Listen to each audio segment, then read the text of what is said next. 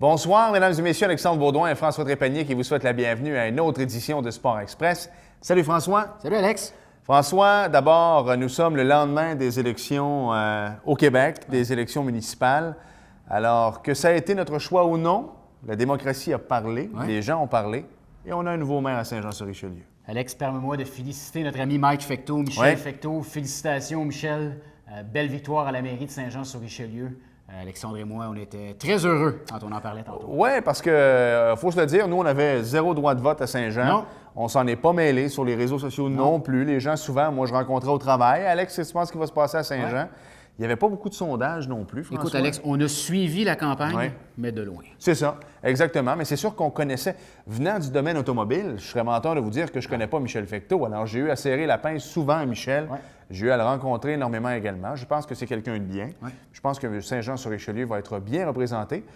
Puis les clés de la ville sont dans ses mains, puis c'est à lui de faire le travail, tout simplement. Voilà, et félicitations à tous les autres candidats, Alexandre, qui sont présentés à l'élection. Voilà.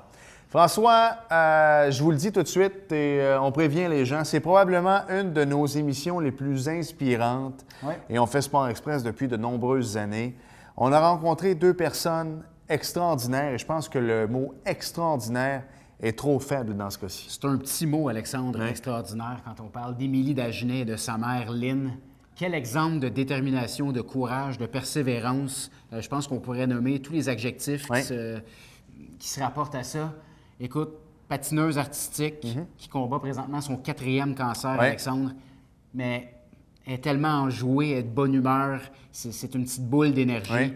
On va le voir durant l'entrevue, puis je pense qu'avec sa mère aussi, il t'a fait quelque chose de super, Alex. Oui, je pense que ça a été, tu sais, c'est le genre de journée comme ça, le genre de journée où tu l'as dit, toi, tu as travaillé, beau travail d'ailleurs avec les élections hier pour TVA Charneuf. Et tu t'es dit, tu sais, quand tu te couches à 3 heures, tu te lèves à 7 heures, tu te dis que tu es fatigué, mais c'est le genre de journée que tu rencontres ces 2 personnes inspirantes-là. Puis je me rends compte que finalement, je m'en vais me coucher tantôt. C'est pas si mal, tu peux te coucher à 8 heures, puis ça va être. Rien là, je suis aujourd'hui, moi, 2 Tylenol avec un Coke, puis ça va être réglé. Et voilà. Mais quoi qu'il en soit, belle émission, je vous le dis tout de suite, ça va nous faire grandir et réaliser pas mal de choses. Donc, on s'arrête 5 secondes. Et au retour, François rencontre Émilie. Bougez pas. Notre première invitée aujourd'hui à Sport Express est une patineuse artistique qui est un modèle de courage. Elle lutte contre le cancer depuis qu'elle a 2 ans et demi. Mais on ne l'a pas invitée pour parler de ça, on l'a invitée pour parler de sa passion, le patinage artistique. Émilie Dagenet est avec nous. Salut Émilie. Salut. Comment ça va? Ça va bien, ça va bien. Ça va bien? Oui. On a pu te voir à TVA avec Régent Léveillé. On a pu apprendre un petit peu ton histoire, que tu luttes contre le cancer depuis que tu as 2 ans et demi. Présentement, à l'heure où on se parle, tu vas bien? Oui, je vais très bien. Bien, Émilie, on t'a invité parce que l'école de patinage artistique, Les Arts, qui est ton école de patinage, t'a rendu hommage il y a quelques semaines avec une soirée formidable avec plein d'invités. Parle-nous un petit peu comment ça s'est passé, puis parle-nous du déroulement de la soirée. Eh bien, c'était à l'auditorium du complexe Sport Absolu. Oui. Ça a commencé, Marie-Claude et Catherine ont parlé un peu en avant de ce que je vivais. Ensuite, tous mes amis, en réalité, tous les jeunes du sport études qui sont allés en avant, parler, faire un beau petit speech en mon honneur. C'était vraiment très touchant. Juste après ce discours-là, on s'est tous donné la main, tout le monde dans la salle. Puis il y a eu une belle chanson. Puis c'était afin de me donner toute l'énergie qu'on pouvait parce que justement, j'allais entamer mes premiers traitements. C'était vraiment magique. Puis juste après, il y a eu l'arrivée de Joanie Rochette. Wow! Ouais. Wow. Qu'est-ce qu'elle représente pour toi, Joanie Rochette? C'est une fille qui a gagné une médaille aux Olympiques. C'est un modèle à travers le monde pour ceux qui pratiquent le patinage artistique, même pour ceux qui ne le pratiquent pas. Qu'est-ce que ça a fait pour toi d'avoir Joanie qui était là pour toi? Mais moi, Joanie, c'est un modèle depuis que j'ai commencé à patiner. C'est une patineuse incroyable. Puis lorsqu'elle a passé aux Olympiques, ça m'a touchée parce que ça m'a montré que malgré tout ce qu'on peut vivre, malgré toutes les embûches, on est capable de s'en sortir. Puis elle m'a vraiment montré à vivre une passion à fond. Puis pour moi, c'est un très, très beau modèle. Puis qu'est-ce qu'elle t'a dit, Joanie, quand elle était là? Elle est venue pour t'encourager? Est-ce qu'elle a patiné ou était là vraiment juste pour venir te rendre hommage? Oui. Parce qu'on va le rappeler, c'était vraiment pour souligner ta ténacité, ta détermination. Dans le fond, elle est venue en soutien aux autres pour témoigner, elle aussi, de la détermination et du soutien pour toi. Oui. Elle aussi, elle a fait un beau discours. Ça m'a vraiment touchée, juste de sa présence. En plus du fait qu'elle parle, puis que c'était incroyable. C'était comme un rêve, j'imagine, d'avoir Joanie Rochette qui est là pour toi. Parce que, comme tu dis, tu l'avais regardée aux Olympiques. J'imagine que tu devais avoir les frissons quand tu la vois patiner comme ça. J'ai vu aussi qu'il y a différentes personnes qui t'ont rendu des hommages avec des témoignages, dont un de tes bons amis. Comment s'appelle-t-il déjà? William Langlois. William Langlois, qui lui aussi fait du patinage artistique. Puis là, tu m'as appris aujourd'hui que William va être sur l'équipe du Québec. Oui, mais il est sur l'équipe du Québec. C'est confirmé, là. C'est confirmé. Mais William, j'imagine que tu vas regarder l'émission. Félicitations. Puis comme je disais à Émilie tantôt, tu es le bienvenu à l'émission n'importe quand. Qu'est-ce qu'il t'a dit, William? Qu'est-ce que ça a été le mot qu'il a dit pour toi devant tout le monde?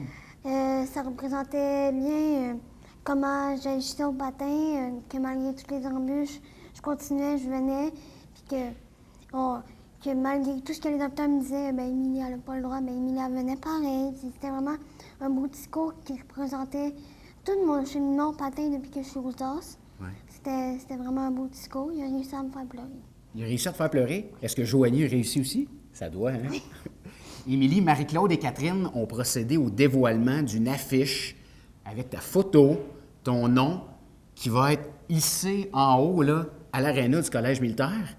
Comment on se sent quand on voit ça? Moi, ça me rappelle quand on voit au Canadien puis un joueur de hockey qui se fait retirer son chandail. T'avais-tu le même feeling? Oui, j'étais vraiment heureuse et c'est un très grand honneur. En même temps, ça fait du bien de voir que tous les combats que j'avais menés, ça inspirait tant de gens. Ça m'a beaucoup redonné espoir. Ça m'a rendue vraiment heureuse puis je suis vraiment honorée. Fait que là, quand tu vas retourner au Collège militaire, tu vas toujours avoir le réflexe de regarder en haut et non pas regarder en bas, hein? pour voir si la bannière est encore là. Émilie, parle-nous un petit peu de ta passion pour le patinage artistique. Ça a commencé à quel âge, ça? J'avais environ 6 ans. OK. C'est ma grande sœur qui patinait avant moi. Puis lorsque je l'ai vue patiner, j'ai dit à mes parents, moi aussi, je veux faire comme Karine. OK. Mais les docteurs m'ont clairement dit, mais Émilie, ça va être vraiment difficile parce que justement, j'avais des gros problèmes au tendon, puis j'avais la difficulté à marcher.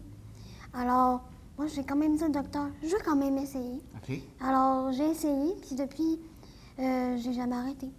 Puis là, tu fais partie des arts, c'est le sport-études, ça, c'était à l'école Joséphine d'Endurant. Oui. Donc, c'est école et patinage, c'est ça? Là, présentement, est-ce que tu peux patiner? Oui, j'ai recommencé à patiner il y a environ 2 semaines. OK. Puis comment ça se passe? Le retour, est-ce que c'est difficile ou? Oui, c'est difficile parce que j'avais arrêté 2 mois. OK. C'était très long, mais je suis revenue en force et j'ai pas trop perdu. C'est sûr que physiquement, c'est plus difficile, mais je recommence tranquillement, pas vite, à me remettre dedans. Petit train va loin, comme dit l'expression, ça va bien. Si on parlait du sport-études, souvent on se demande comment ça fonctionne le sport-études. Il y a du patin le matin, l'après-midi, vous avez plus de cours d'éducation physique. Comment ça fonctionne un sport-études? Le sport-études, mais on va à l'école tous les matins comme tout le monde à 8 h, de 8 h à midi et 20. OK. Ensuite, on dîne. Et il y a un autobus qui vient nous chercher à l'école. OK. Ça dépend des sports que nous faisons, évidemment, car il y a un autobus pour les joueurs de hockey, les gymnastes. OK. Nous, on a notre autobus pour le passage artistique. Il nous emmène au complexe, OK. où on patine jusqu'à 5 heures, Ça, c'est à tous les jours. tous les jours. Donc, C'est- sport-études veut vraiment dire études le matin et à tous les après-midi, c'est du patinage. C'est environ 18 heures de sport par semaine, car nous avons aussi des cours de conditionnement physique et de danse. OK. Puis là, toi, tu pratiques le patin. Est-ce qu'il y a des compétitions qui sont reliées à ça? Tu sais, c'est le fun de se pratiquer avec les amis à l'école, mais est-ce qu'il y a des compétitions pour aller vous mesurer au meilleur d'un peu partout? Oui, justement, l'an passé, j'ai réussi à me rendre aux provinciaux. OK. Et Wow. c'était un de mes rêves. La première étape pour entamer une grande carrière, si on voudrait, parce que tous les passeurs passent par là, OK. si on monte tranquillement. Fait que quelqu'un qui veut devenir comme Joanie Rochette n'a pas le choix de passer par les provinciaux, c'est ça? Oui, mais OK. ouais, catégorie star. OK. Comment ça avait été, toi, aux provinciaux? Ça avait quand même bien été. Mais écoute, juste de te rendre aux provinciaux, c'est pas tout le monde qui est capable de se rendre là, j'imagine. Non, c'est sûr, mais c'était une très belle expérience et j'avais vraiment aimé ça. Outre le patinage artistique, Émilie, quelles sont tes passions? Qu'est-ce que tu aimes faire, toi, dans la vie de tous les jours, à part l'école, aller à l'école? Qu'est-ce que tu fais le week-end? Qu'est-ce que tu aimes pratiquer? Je fais beaucoup de lecture. OK. Ou sinon, qu'est-ce que je fais le week-end? As-tu la chance de pratiquer d'autres sports, de faire d'autres activités comme ça? Toi, c'est vraiment le patin, hein? C'est le patin. C'est le patin que ça. artistique. Là, tu parlais de 18 heures semaine. Donc, tes 18 heures de sport sont consacrées au patin. Oui. La fin de semaine, ben, on se repose beaucoup, puis on se concentre surtout sur l'école. Oui, je comprends, hein? Parce que le soir, après le patin, c'est le fun d'avoir eu une belle journée. École le matin, patin l'après-midi, mais il y a des devoirs à faire. Oui. Bien, Émilie, écoute, je te remercie énormément d'être venue nous Merci à toi. visiter à Sport Express. On est content. Puis on est content aussi que, malheureusement, Marie-Claude n'a pas pu venir. Elle était supposée être là, mais on va la réinviter. Mais on a quand même la chance d'avoir ta maman qui va être avec nous. Donc, ça va être une émission spéciale sur Émilie et sa maman à Sport Express cette semaine. Émilie, je te souhaite bonne chance, bon courage. Puis, je te souhaite d'avoir du succès encore une fois dans tout ce que tu entreprends et surtout en patin aussi. Mais merci beaucoup. Merci, Émilie.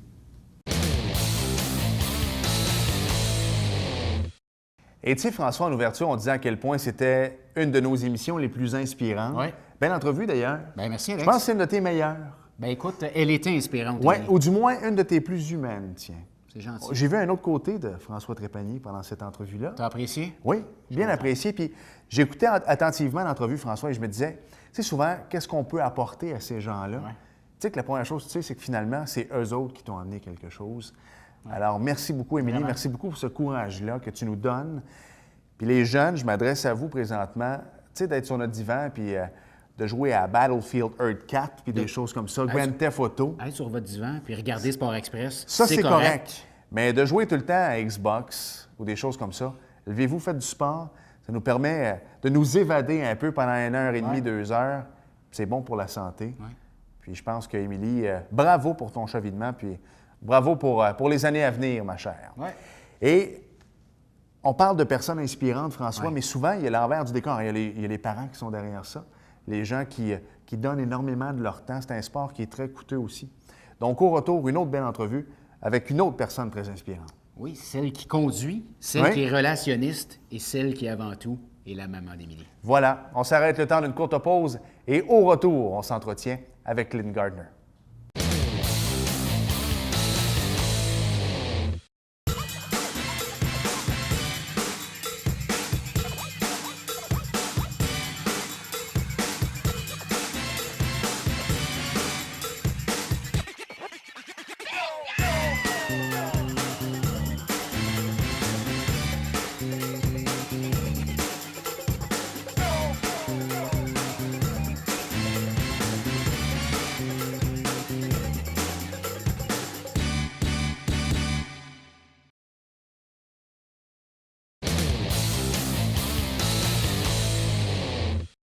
En première partie d'entrevue, on s'est entretenu avec la courageuse Émilie. Et là, maintenant, on va aller regarder un peu l'envers du décor de tout ça et qu'est-ce que ça prend justement pour encourager une jeune femme comme celle-là avec la maman d'Émilie, Lynn Gardner. Bonjour, Lynn. Bonjour, Merci d'avoir accepté l'invitation. merci à vous. Lynn, d'abord, j'aimerais ça qu'on fasse un petit peu le pédigré d'Émilie. Si j'ai bien compris tout à l'heure, donc diagnostic de cancer à l'âge de 2 ans et demi, c'est ça? C'est exact. Et ensuite de ça, ben, écoutez, moi, je peux à peine imaginer la douleur qu'on a parce que je suis père de 2 petites filles. Comment on se ressent, comment on ressort de tout ça et surtout, comment le sport peut nous aider à vivre malheureusement, ces périples-là d'une vie, là? Effectivement, le sport dans la vie à Émilie, c'est énorme. Moi, je dirais que c'est grâce au sport que Émilie elle s'en est sortie. OK. 4 fois. Exact. Exactement. 4 fois à travers le cancer. Et puis, pour elle, elle se mettait toujours des objectifs. Et puis, en vivant sa passion sur la glace, Ouais. t'oublies. T'oublies les épreuves de la vie, ce que tu vis, parce que tu fais ce que tu aimes. Oui. Fait que c'est grâce au patinage artistique qu'Émilie, là, s'en sort bien. Et est-ce que ça a été un cheminement, est-ce que ça a été la même chose pour vous dans ce cheminement-là, de vous évader dans le sport, de guider votre fille là-dedans? Beaucoup. Beaucoup. Beaucoup, parce qu'en regardant Émilie, premièrement, Émilie, on lui avait dit que ce serait plus ou moins possible OK. qu'elle puisse se rendre très loin en patinage artistique. Ouais. Et puis, malgré tout, elle a prouvé à tous que quand on veut, on peut. Fait que pour moi, c'est un plus, voir Émilie patiner comme elle patinait. Moi, ça me relaxait aller la voir. C'était pas une corvée du tout. Alors, non, elle nous a fait rêver. Elle nous a fait connaître un sport que je connaissais plus ou moins. Alors, non, c'est fantastique. Et c'est un signe de persévérance également parce que moi, je viens de Saint-Bruno de Montarville et l'aréna aujourd'hui s'appelle l'aréna Michael Bilodeau, qui lui a fait du patinage artistique. J'ai connu Michael, je connais encore très bien son père et son frère. Et si Michael avait écouté les médecins au départ, n'aurait jamais fait de patinage artistique non plus. Donc, votre fille et vous, lorsque vous avez entendu ce diagnostic-là, plus vous au début, parce qu'à 2 ans et demi, bon, on comprend peut-être pas toujours, mais elle s'est dit, non, moi, c'est pas ça qui va m'arrêter et je vais en faire. C'est un bel exemple, ça. Émilie, elle a une grande détermination. Et puis, quand on lui dit peu probable, elle va prouver, elle va tout faire pour justement faire le contraire.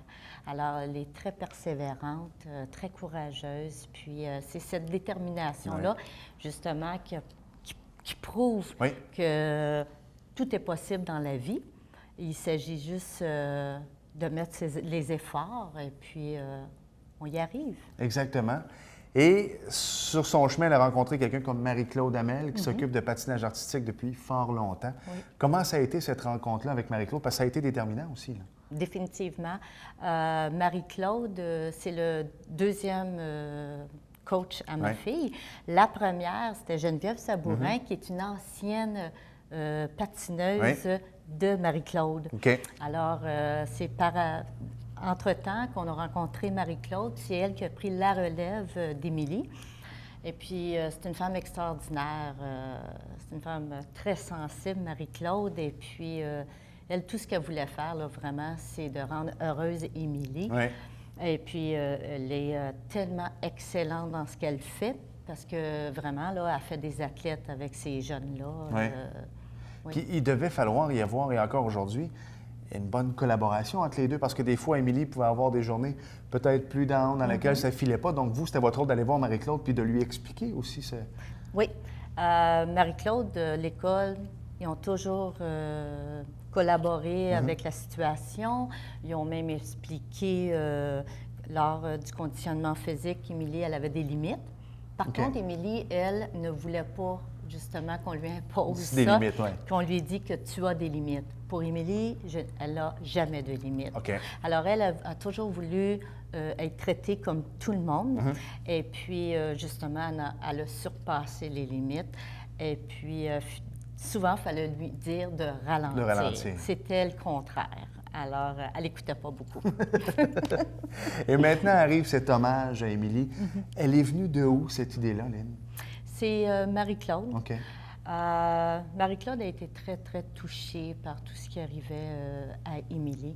Et puis, elle m'a confié que pour elle, Émilie, c'est plus qu'une athlète, c'est plus qu'une patineuse. C'est une personne qui enseigne vraiment la vie aux As. C'est une inspiration pour les jeunes athlètes.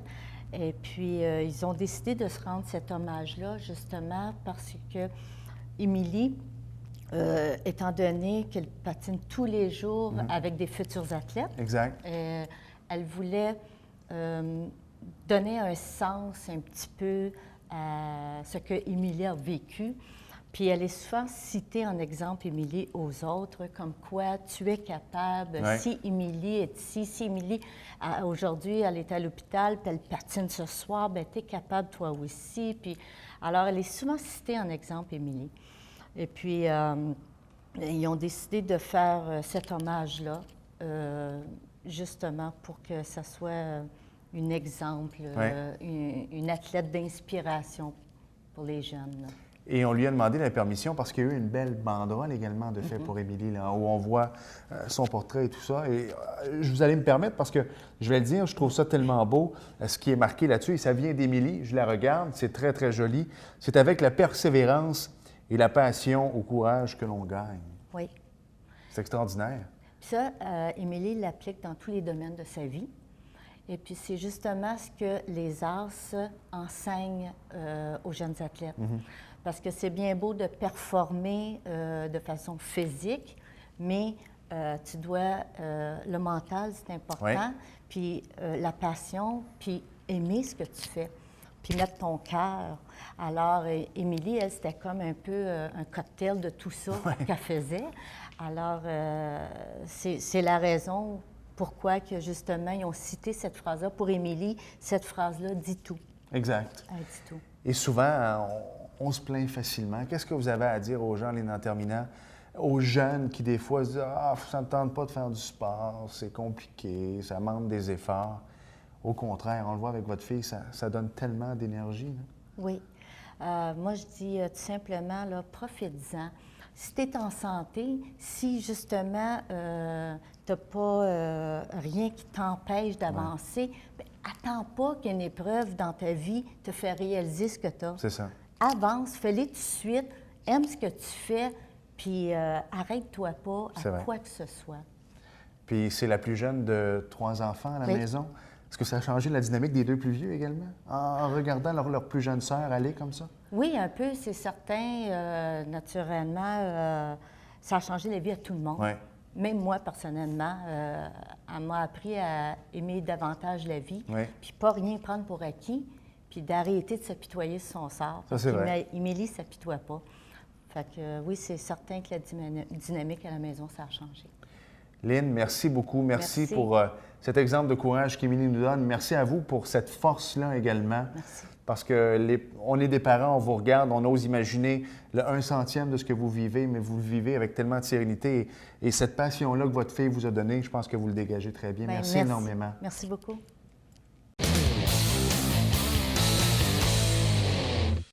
Merci beaucoup, les filles. Très apprécié d'être venues nous raconter votre histoire. Oui, mais vous êtes les bienvenus quand vous voulez. Voilà. François, on s'arrête le temps d'une courte pause. Il y a eu du sport local au cours de la fin de semaine. Du football. De belles victoires. Oui. Et il y a eu également du NASCAR. Du quoi? C'est ça.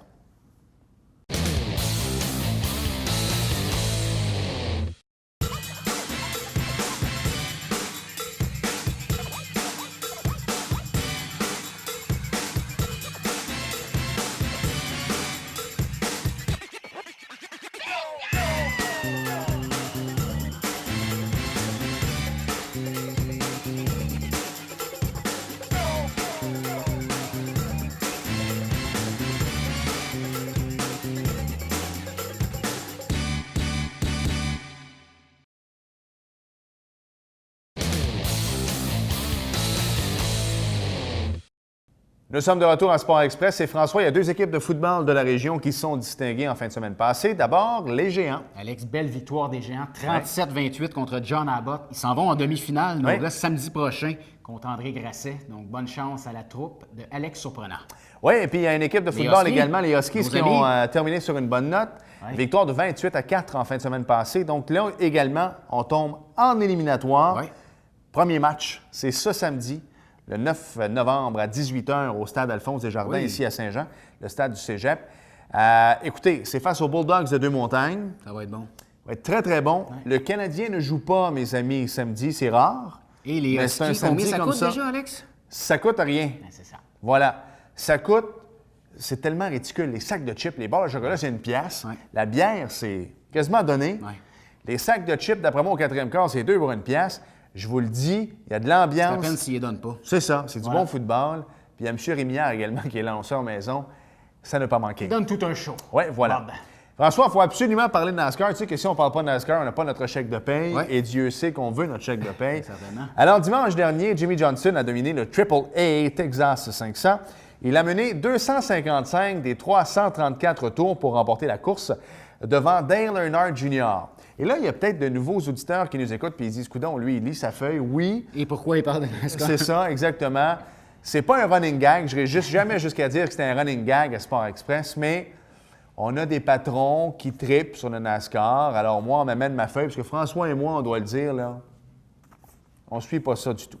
Alors, est-ce qu'on a dit que Jimmy Johnson a mené 255 des 334 tours pour remporter la course devant Dale Earnhardt Jr. et Joey Logano? Oui. Lui, Joey Logano était très fort en Nationwide, si je me souviens bien. Voilà. C'est pas lui qui était bien connu dans sa famille, Alex? Non, ça, c'est un autre. On va y revenir plus tard. Oui.